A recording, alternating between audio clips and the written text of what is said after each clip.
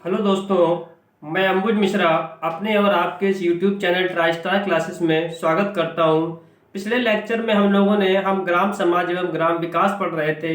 उस ग्राम समाज एवं ग्राम विकास में हमारा पहला चैप्टर ग्राम विकास भारतीय संदर्भ में हो गया था। उसके बाद में बच्चों क्या है, आपके लिए कुछ प्रैक्टिस सेट के लिए क्वेश्चन लाया हूँ। जो हम लोगों ने पहला चैप्टर पिछली क्लास में कंप्लीट किया था, उस क्लास के लिए मैं आपके लिए कुछ प्रैक्टिस क्वेश्चंस लाया हूँ। इसमें आपके प्रैक्टिस शीट में लगभग 20 क्वेश्चंस हैं। 20 क्वेश्चंस की बच्चों ये शीट है ग्राम समाज एवं विकास के पहले चैप्टर की ग्राम समाज भारतीय संदर्भ में। हम लोगों ने जो जो अभी तक पढ़ा था इस चैप्टर में, उससे रिलेटेड क्वेश्चंस हैं। और ये क्वेश्चन क्या है बच्चों, आए हुए क्वेश्चन है पेपर में, चकबंदी लेखपाल 2015 में। इसके बाद जो भी से एग्जाम हुए हैं, तो इनमें क्या है, जितने भी क्वेश्चन बच्चों ये सब अपकमिंग क्वेश्चंस हैं आए हुए। ठीक है, आइए क्या करते हैं, इन्हें के क्वेश्चंस को हम क्या करते हैं, अच्छे से जो है रीड करते हैं। और बच्चों जो हम ये आपको प्रैक्टिस शीट कराने जा रहे हैं, इसकी आपको क्या है यूट्यूब पे टेलीग्राम चैनल पे आपको इसकी पीडीएफ भी प्रोवाइड करा दी जाएगी। ठीक है,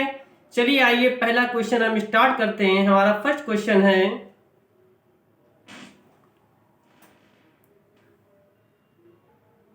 बच्चों क्वेश्चन नंबर फर्स्ट आपके स्क्रीन पे दिख रहा है। जनगणना 2011 के अनुसार भारत में कुल कितने गांव हैं। ये जो आपको 20 ये दिख रहा है, ये बच्चों हिंदी का अंक है। इसको यानी कि इंग्लिश के अंक में यानी कि 2011। तो जनगणना 2011 के अनुसार भारत में कुल कितने गांव हैं बच्चों। हमने आपको जब आपको चैप्टर पढ़ाया था शुरुआत में, हमने आपको सेंसस के बारे में बताया था, जनगणना के बारे में कि जनगणना कब होती, जनगणना प्रथम जनगणना कब कराई गई थी, किसके शासनकाल में कराई गई थी बच्चों। तो हमने पढ़ा था कि जनगणना 2011 के अनुसार भारत में कुल 6,40,930 गांव हैं। बच्चों भारत एक क्या है, ग्राम प्रधान देश है। भारत एक हमारा ग्राम प्रधान देश है।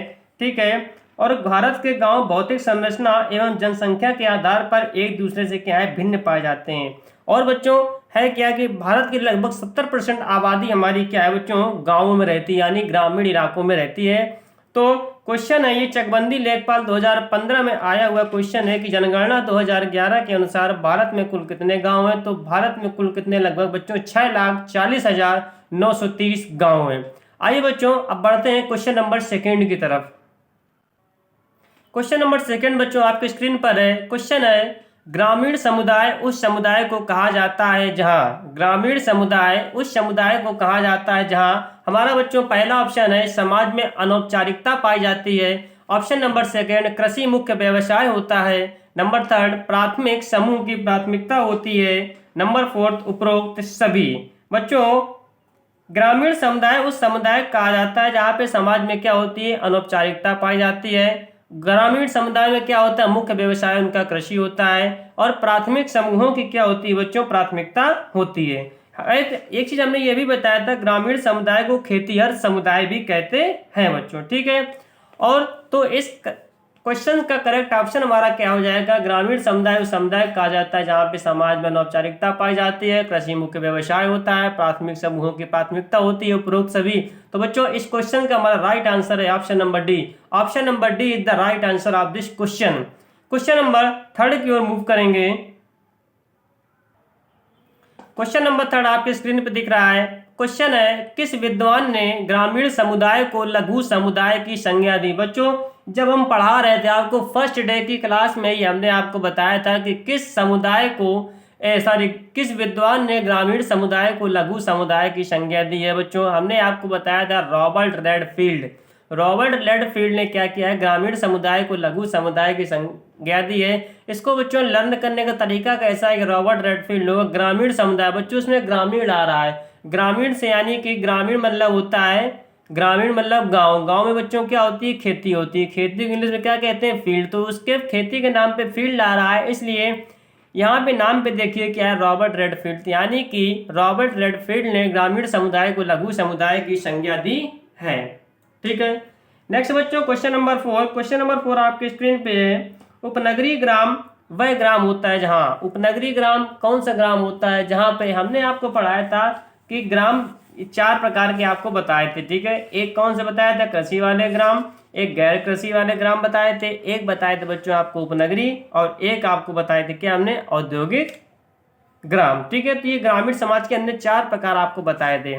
उपनगरीय ग्राम हमने क्या बताया था कि उपनगरीय ग्राम में क्या होता है बच्चों कि एक गांव की एक गांव की जो क्या कहते हैं सीमा होती है वो बड़े शहर की सीमा से क्या होती है बच्चों संलग्न होती है। ठीक है, तो उपनगरीय ग्राम कौन सा ग्राम होता है जहां पर ग्रामीण और नगरीय संस्कृति मिलती हैं दोनों बच्चों। ठीक है, तो उपनगरीय ग्राम वो ग्राम होता है जहां पर ग्रामीण तथा नगरीय संस्कृति मिलती है। ठीक है बच्चों, इस क्वेश्चन का आंसर है ऑप्शन नंबर ए, तो ग्रामीण तथा नगरीय संस्कृति मिलती है। ठीक है, क्वेश्चन नंबर इसी में ऑप्शन बी था कि बड़े उद्योग स्थापित होते हैं। बड़े उद्योग स्थापित होते हैं बच्चों कहाँ पे, औद्योगिक ग्राम वगैरह में, बड़े शहरों में। कृषि योग्य भूमि का अभाव कहाँ पर होता है, जहाँ पे गैर कृषि वाले गांव थे। ठीक है, केवल शिल्पकार कहाँ पे, जहाँ पर क्या होता है खेती वगैरह का अभाव होता है, वहीं पर ही बच्चों क्या होता है शिल्पकार वगैरह सब जो है रहते हैं। ठीक है, तो हमारे इस क्वेश्चन का ऑप्शन नंबर ए है, ग्रामीण तथा नगरीय संस्कृति मिलती है। ठीक है, नेक्स्ट क्वेश्चन की बात करेंगे, क्वेश्चन नंबर 5।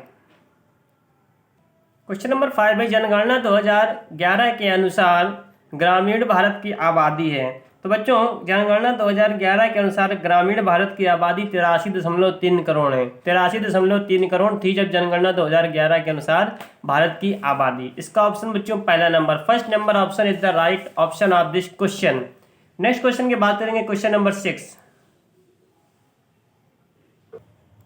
ग्राम शब्द का सर्वप्रथम उल्लेख किस साहित्य में मिलता है। हमने आपको बताया था कि शायद परसों क्लास में बताया था, ग्राम शब्द का सबसे प्रथम उल्लेख जो है बच्चों किस साहित्य में मिलता है, वैदिक साहित्य में मिलता है। ठीक है, इस साहित्य में क्या है, गांवों की समृद्धि के लिए प्रार्थना की गई है। ठीक है, ग्राम आप जानते हैं, ग्राम वह क्षेत्र होता है जहाँ पे लोग क्या करते हैं मिलजुल कर रहते हैं, और गाँव के लोगों क्या होती है बच्चों प्रकृति से निकटता ज़्यादा होती है। ठीक है, तो ग्राम शब्द का सर्वप्रथम उल्लेख वैदिक साहित्य में किया गया है।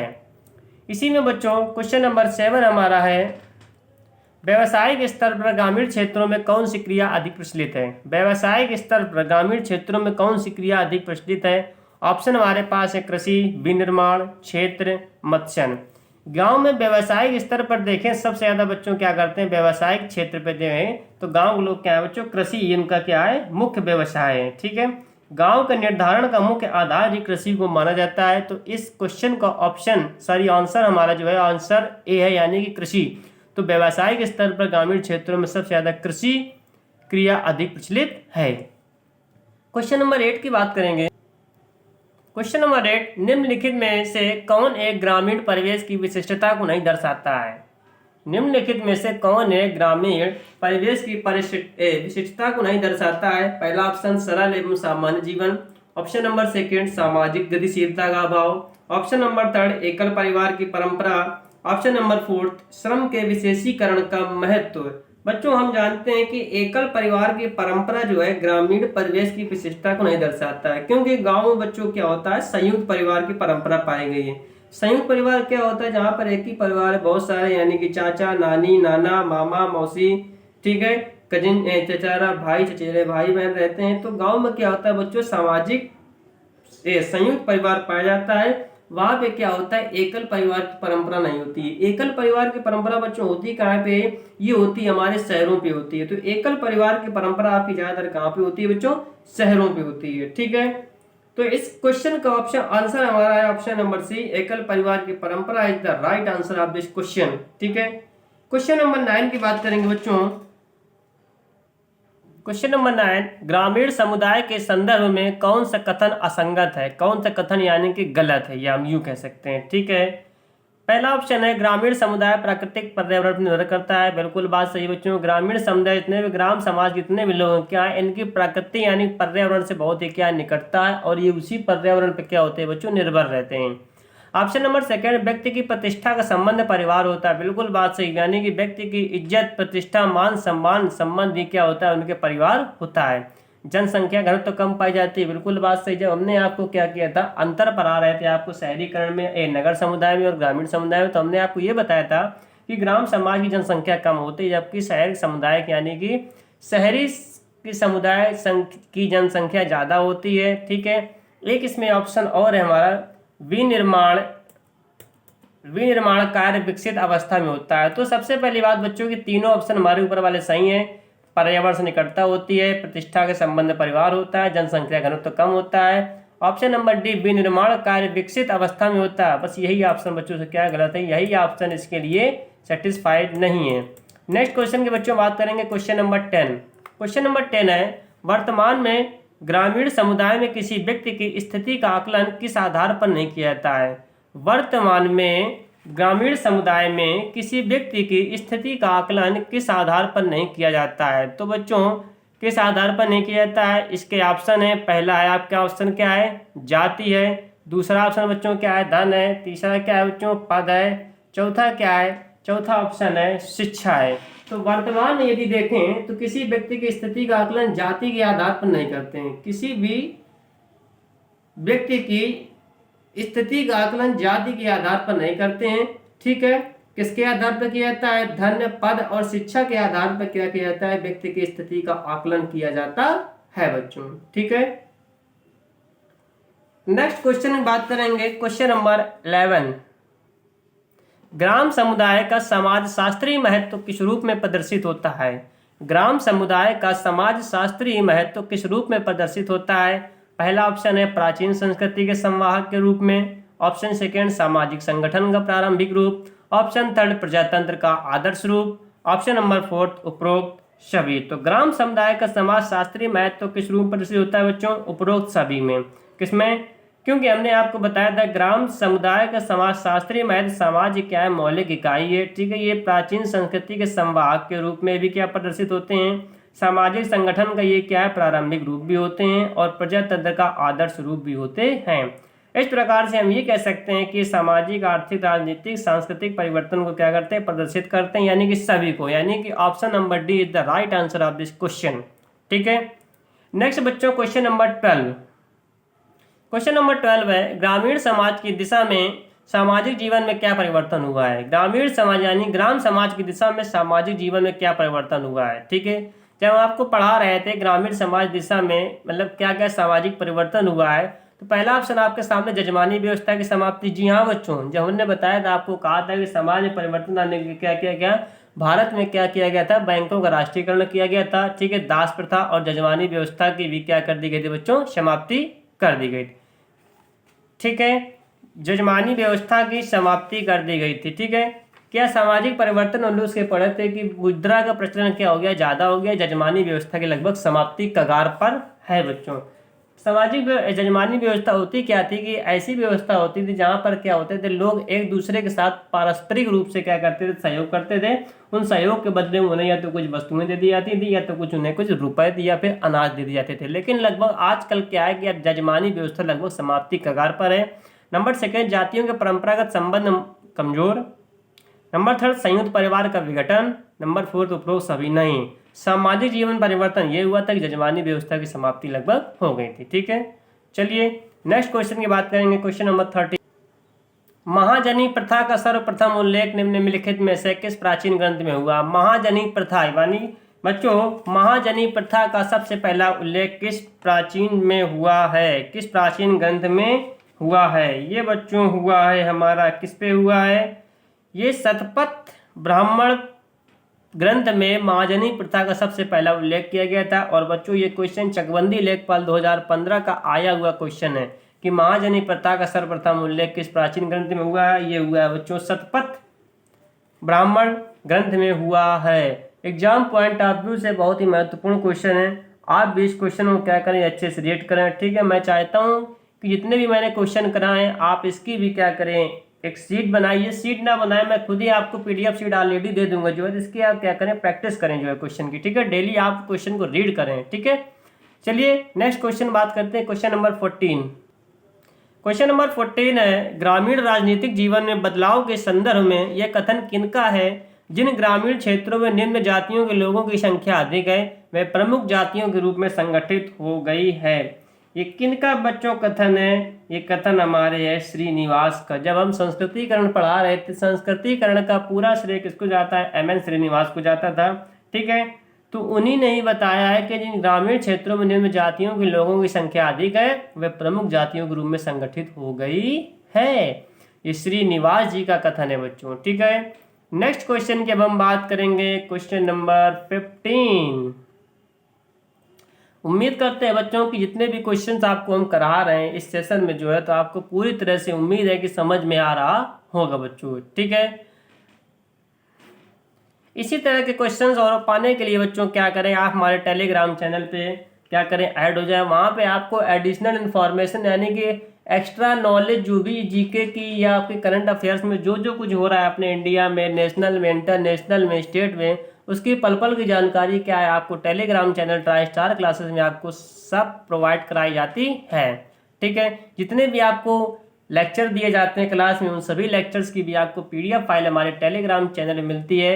आपकी करंट अफेयर्स की क्लास हो, ठीक है, उसकी पीडीएफ डेली मिलती है। आपकी ग्राम समाज विकास की हो, इसके आपके पीडीएफ नोट्स मिलते हैं। हिंदी की हो, हिंदी की आपकी प्रैक्टिस शीट मिलती है। और जो हम आपको आज लेखपाल की ये प्रैक्टिस सेट करा रहे हैं, इसकी पीडीएफ हम आपको Telegram channel try star classes में क्या करेंगे, अपलोड करा देंगे। जैसे ही सेशन खत्म होता है, इसके आधे 1 से 1 घंटे बाद हम आपको पीडीएफ क्या कर देंगे, टेलीग्राम चैनल पे अपलोड करवा देंगे। आइए नेक्स्ट क्वेश्चन की ओर मूव करते हैं। Question number 15। क्वेश्चन नंबर 15 है, समाज के व्यवस्थित रूप को क्या कहा जाता है। समाज के व्यवस्थित रूप को हमने बताया था क्या कहा जाता है, क्या सामाजिक प्रतिमान कहा जाता है, या सामाजिक संरचना कहा जाता है, या सामाजिक मूल्य, या सामाजिक संस्था। नहीं बच्चों, हमने आपको बताया था कि समाज के व्यवस्थित रूप को सामाजिक संरचना कहते हैं। तो ऑप्शन नंबर बी इस क्वेश्चन का क्या है, राइट आंसर है। जैसे हमने बताया था वर्णमाला क्या होता है, वर्णों के व्यवस्थित क्रम को, यानी कि वर्णों के व्यवस्थित क्रम के समूह को हम लोग वर्णमाला कहते हैं। ठीक इसी प्रकार से क्या है, समाज के व्यवस्थित रूप को भी हम लोग सामाजिक संरचना कहते हैं। ठीक है, आइए नेक्स्ट क्वेश्चन की ओर मूव करते हैं। Question number 16।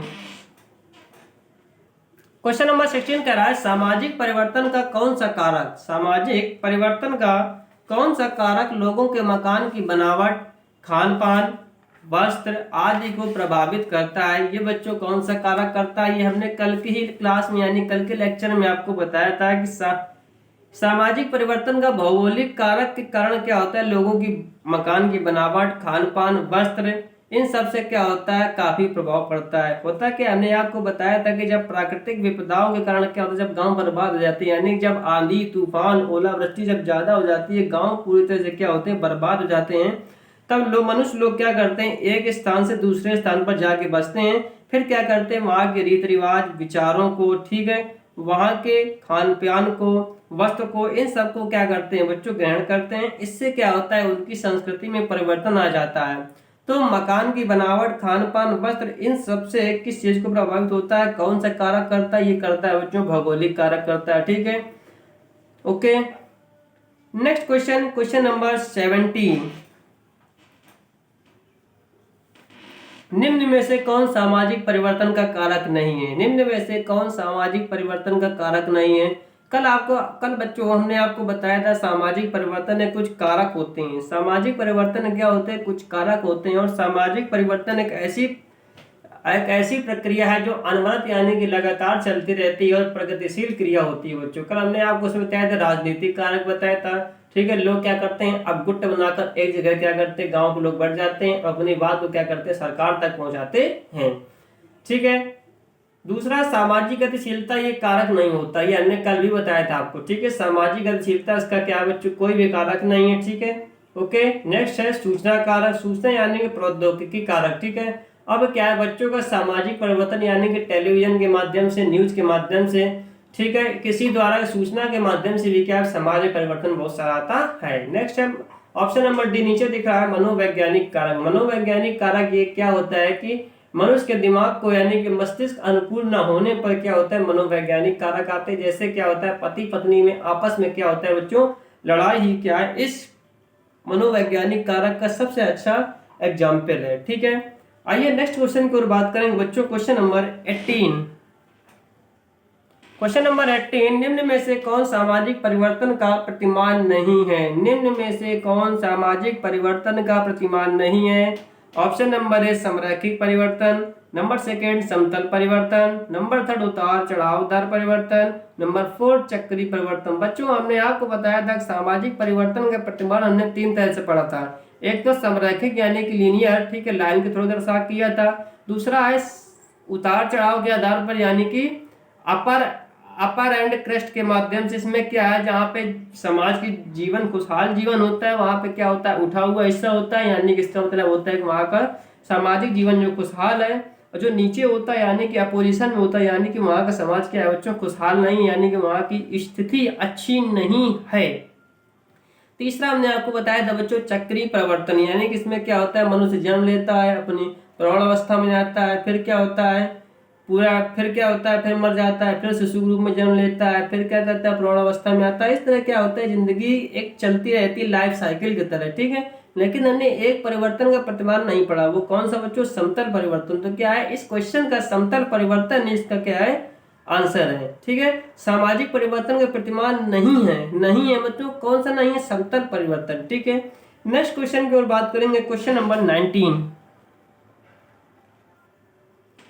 समाज में आर्थिक जगत तथा जनसंख्या के क्षेत्र में हो रहे परिवर्तन को किसके अंतर्गत देखा जाता है। समाज में आर्थिक जगत तथा जनसंख्या के क्षेत्र में हो रहे परिवर्तन को किसके अंतर्गत देखा जाता है बच्चों, ये देखा जाता है उतार चढ़ाव परिवर्तन के अंतर्गत। ये हमने आपको कल भी बताया था, यानी कि समाज में जब आर्थिक जगत तथा जनसंख्या के क्षेत्र में हो रहे परिवर्तन को क्या करते हैं हम लोग, उतार चढ़ाव परिवर्तन प्रतिमान के आधार पर देखते हैं, ठीक है। इसमें क्या होता है, अभी हमने बताया बिल्कुल इसी ठीक क्वेश्चन नंबर 18 में बताया था कि अगर समाज की स्थिति अच्छी होती है, ठीक है, समाज की स्थिति अच्छी होती है तो क्या होता है, ये ऊंचे भाग पर होता है। अगर इसकी स्थिति खराब होती है तो क्या किया जाता है बच्चों, उसको नीचे के हिस्से में दर्शाया जाता है, ठीक है।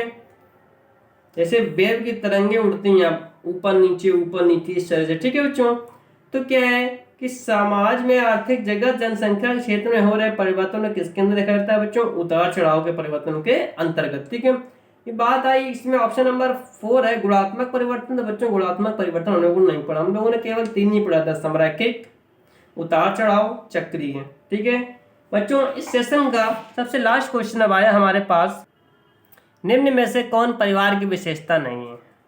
निम्न में से कौन परिवार की विशेषता नहीं है। पहला ऑप्शन रक्त संबंधों का बंधन, ऑप्शन नंबर 6 सामाजिकरण, ऑप्शन नंबर 3 सामाजिक नियंत्रण का अप्रभावी साधन, नंबर 4 भावनात्मक लगाव। बच्चों क्या होता है, परिवार में क्या होता है, रक्त संबंधों का बंधन होता है बच्चों, ठीक है, खून का रिश्ता होता है, ठीक है। सामाजिकरण, परिवार के लोग क्या होते हैं, सामाजिकरण होते हैं, दूसरे के व्यवहार बनाने में भी क्या होते हैं, बहुत अच्छे होते हैं। ये भी परिवार की क्या होती है, विशेषता होती है, ठीक है। यानी कि हम अगर आप कहीं भी रह रहे हैं, अगर आसपास 2-4 लोग मिल जाते हैं, ठीक है, मिलने जुलने से ही क्या है बच्चों, प्रेम बढ़ता है, ठीक है। इससे क्या है, सामाजिकरण भी क्या है बच्चों, बढ़ता है, ठीक है।